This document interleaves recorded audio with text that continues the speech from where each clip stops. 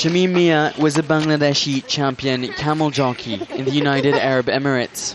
Now 13, Shamim was one of thousands of children trafficked from South Asia to the rich Gulf countries to take part in camel racing, a centuries-old desert tradition. In 2005, the use of children in the sport was officially banned. A UAE law prohibits the recruitment of children under the age of 18 as camel jockeys. Violators face up to 3 years in jail and a $13,000 fine.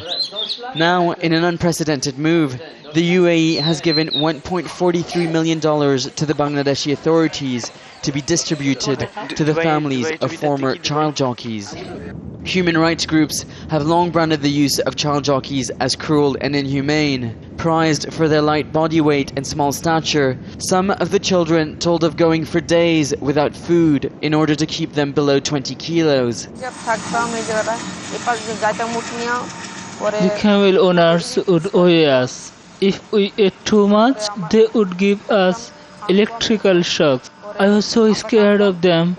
I remember if I would lose a race, they would beat us. See, look at my arms. Shamim bears the scars of 5 years of abuse by his master, the owner of the camel he rode. He was paid $4 a month as a jockey, a meager sum, but still a valuable contribution to his destitute family.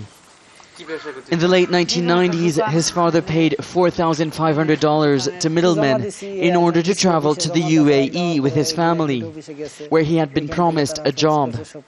Upon arriving in Dubai, Shamim, then aged 3, and his 2 older brothers were snatched away from their parents.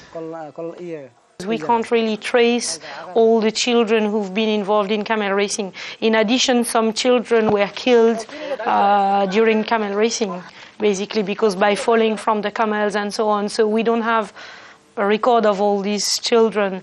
Children as young as 4 were trafficked from this neighborhood on the outskirts of Dhakar to the UAE. Now their parents are seeking compensation for their work that they've done as camel jockeys.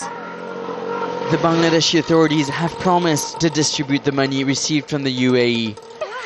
Families of former jockeys could receive up to $10,000, a fortune for most Bangladeshis.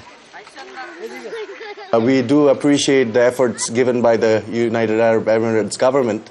Once they identified the problem, they have really taken quick steps to resolve it, and they have compensated about over 800 camel jockeys.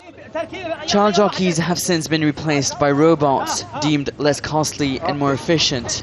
The UAE's compensation offer has been hailed as a landmark step. The Gulf state has also pledged greater cooperation to end all forms of human trafficking between Bangladesh and the UAE. But that's too late to help Shamim and others like him, robbed of their childhoods. Nicolas, Haque, Al Jazeera, Dhaka.